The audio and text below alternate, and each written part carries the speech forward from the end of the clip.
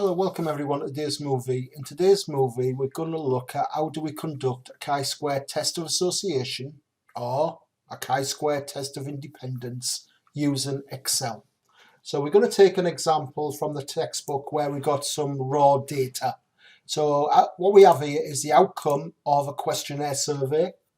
And in this particular case, we have a certain number of participants who've answered a particular question, which looks at the type of advert, either image or issue, and whether they felt fear or no fear. So we can see that participant 1 looked at an image advert and showed no fear. Participant 2 looked at an image advert and showed fear. Participant 4 looked at a particular issue on the advert and showed no fear. But participant 6 looked at the issue with an issue and showed fear. And in total, if I scroll down this file, we have quite a large number of numbers. We have 1,213 participants.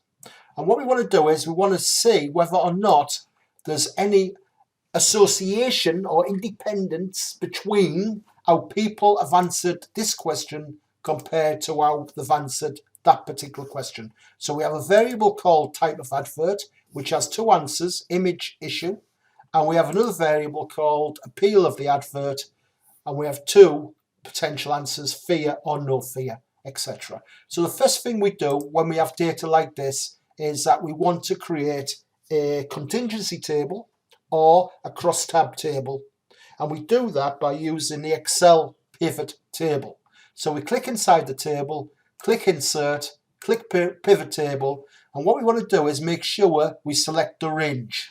So the range starts in A3, and goes all the way down to C1216. So it's row 1216. We want to put the actual crosstab or the Excel pivot table into a particular location, and we want to put it in F4. Once we've done that, we click OK, and what we end up with is this table here. Now, you'll see that it's given the counts. Okay, now if it gives frequencies, then just right-click in the table, show values as, and then you can change the format, as you can see on this menu here. And I want no calculation, I just want the actual frequency numbers. Now, once you've done that, you can then, if you want, is set up the observed frequencies from this pivot table. So you can see that this number is just that number. So all I've done is copied these numbers down into here. That number is just that number.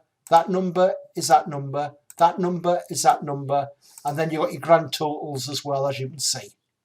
Okay, so you can see that from the 1,213 people, participants, 60 of them looked at an image and felt fear. 204 of them looked at an issue on the advert and felt fear. 369 looked at an image issue and felt no fear.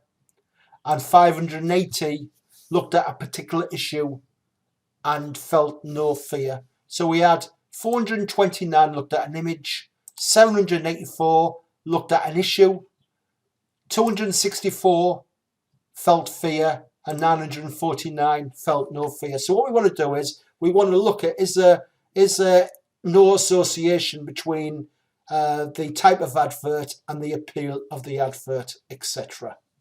And you can probably look at the data and see where the main issue is. And in the main, it seems to be around no fear. Okay, that's how most people seem to be, because you've got 949 no fear compared to 264 who felt fear, etc. And you can see most of them is on issues, etc.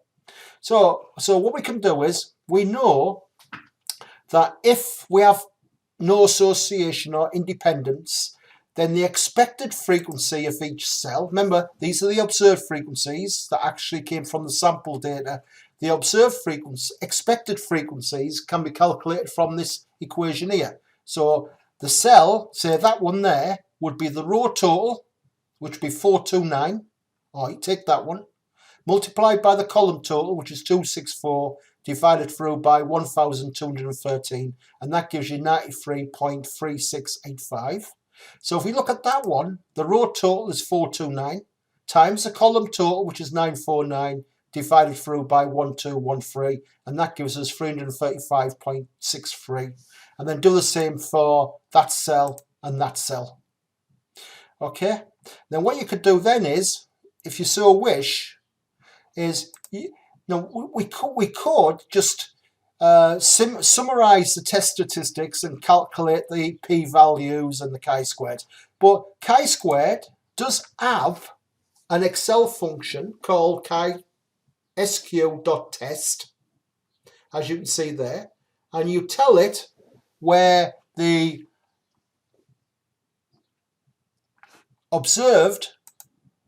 actual range, the observed frequencies, and the expected frequencies are, and it will calculate you the associated test p-value, which you can see is 0.00. Now, if I make that a little bit larger for you, just make it a little bit larger.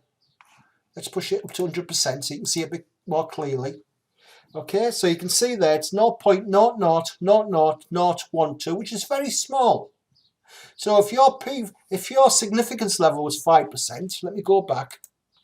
If your significance level is 5%, that's a lot smaller than that. So in that particular case, you would reject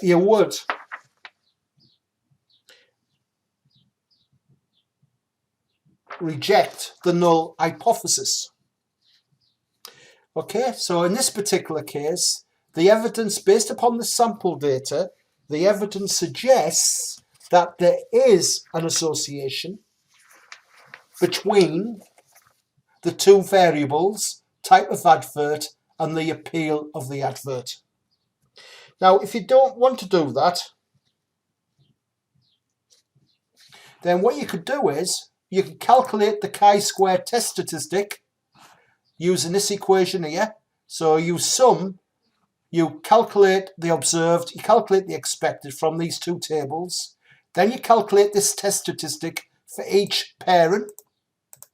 So observed minus expected all squared divided by the expected. And then the chi-square test statistic is just those numbers there summed together to give you 23.584. We've chose a significance level of 5%, which is 0.05. Then the degrees of freedom is 1, given by this equation here.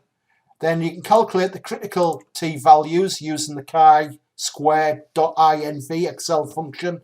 But we want the p-value, and the p-value you get from chi-sq.dist.rt, and you can see you get exactly the same number as you got there. Okay, so we can see in this particular case, we would reject the null hypothesis, we accept the alternative hypothesis, and that tells us there's an association between the two variables. And once you've done that, you can see where the main contributions are, which is that there and that there. So it's that there and that there, etc. Okay, right. Now, you could undertake a Yates correction. And if you do a Yates correction, then all you have to do is modify this. So everything is the same except for this set of calculations there. Okay, so can you say you modify by taking the absolute value of observed minus expected, subtract 0.5, and then square. Okay, that gives you those numbers, which modifies that numbers, and so on. Okay, and you'll find that in this particular case, the p-value, if I just make this a little bit bigger for you, give me a second. So you find the p-value is 0.000017. That's a lot less than 0.05. So you would reject the null hypothesis and accept the alternative hypothesis. Please note that the chi-square dot test, right, is not the Yates method, it's just a standard method. So please bear that in mind. Okay, in the next movie, what we'll do is we'll look at using SPSS. So bye for now.